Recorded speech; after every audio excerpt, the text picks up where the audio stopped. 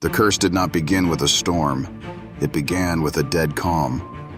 When Odysseus shouted his name across the water to the blinded Cyclops, he believed he was claiming his victory.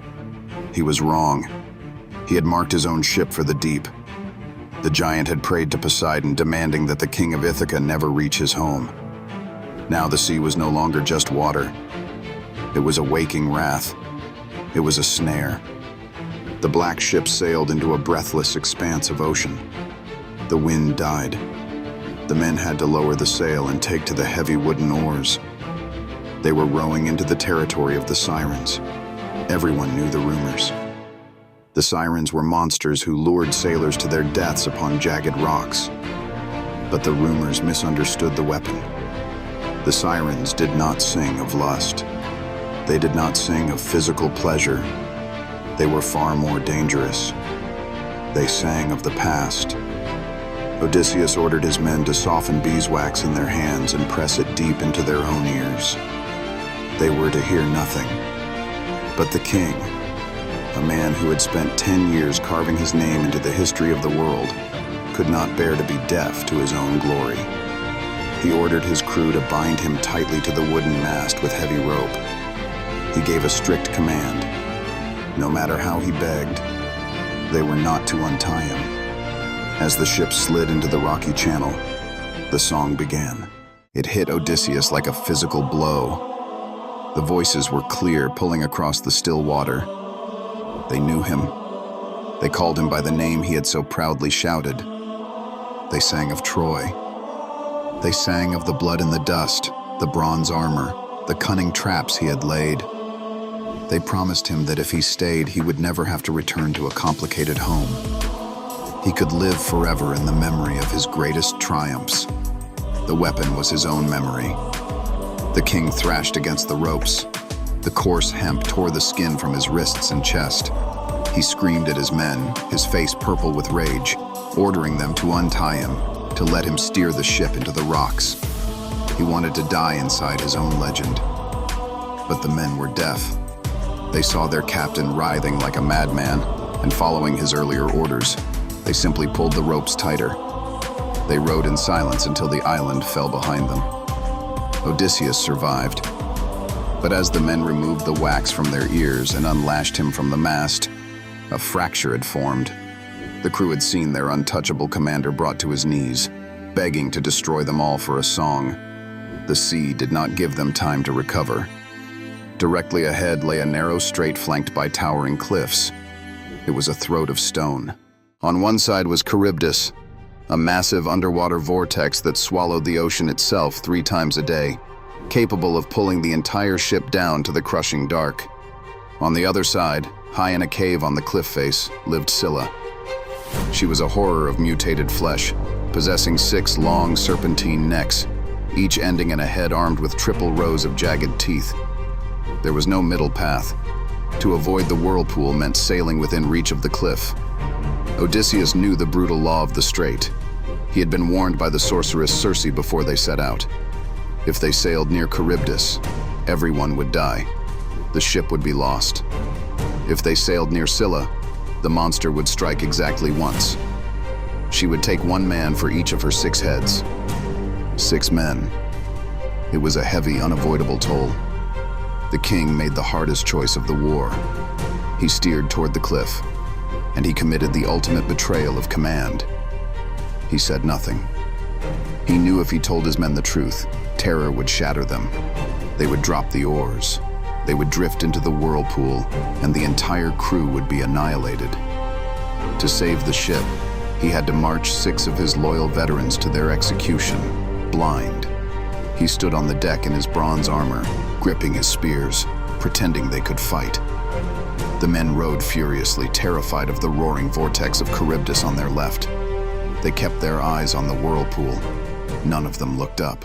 Scylla struck without a sound. 6 long gray necks lashed down from the shadows of the cave. 6 sets of jaws clamped around the torsos of the strongest rowers. The men shrieked. They were pulled up into the air, their legs kicking wildly, their hands reaching down toward their captain.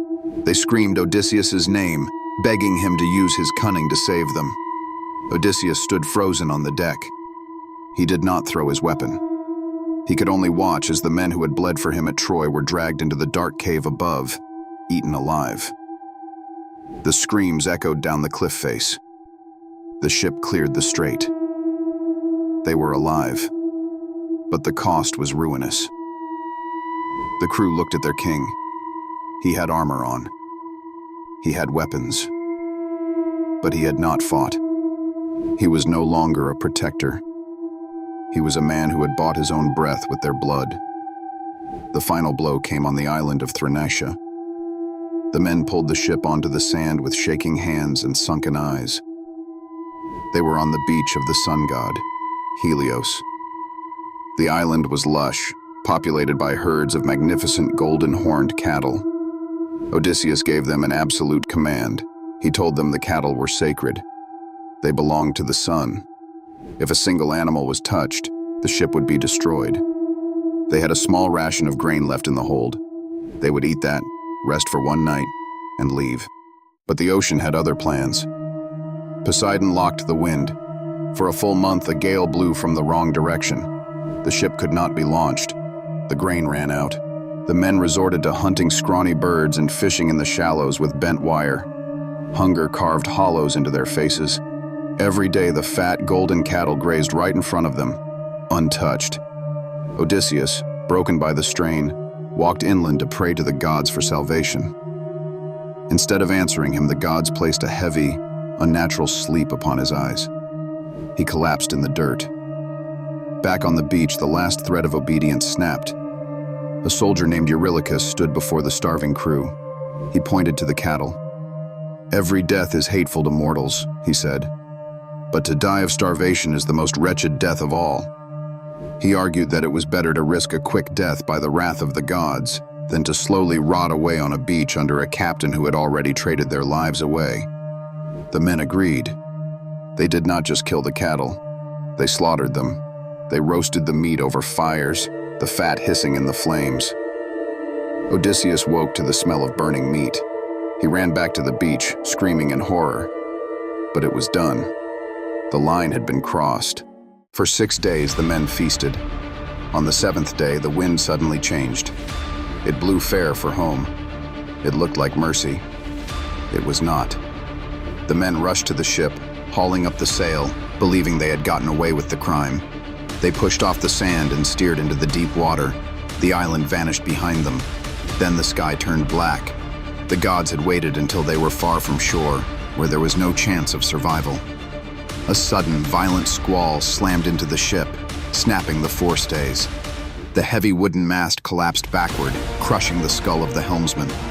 Before a single man could cry out, Zeus hurled a bolt of solid lightning directly into the center of the deck. The strike shattered the hull. The air filled with the smell of sulfur and burning pitch. The men were thrown into the freezing, churning ocean. They bobbed in the white foam for only a moment before the black waves pulled them under. Odysseus was thrown clear. He hit the water hard. When he surfaced, the screaming had stopped. There was only the roar of the wind. He swam through the wreckage, lashing the broken mast and the keel together with a leather strap. He pulled himself onto the crude raft. He looked around. There were no black ships. There was no crew. The men who had survived the 10-year war were all dead.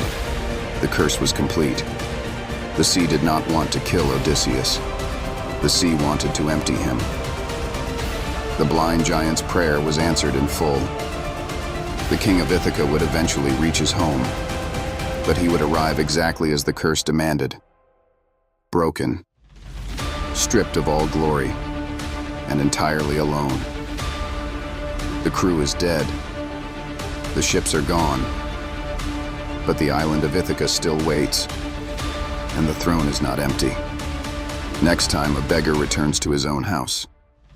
Subscribe to Mythkipedia and wait for the reckoning.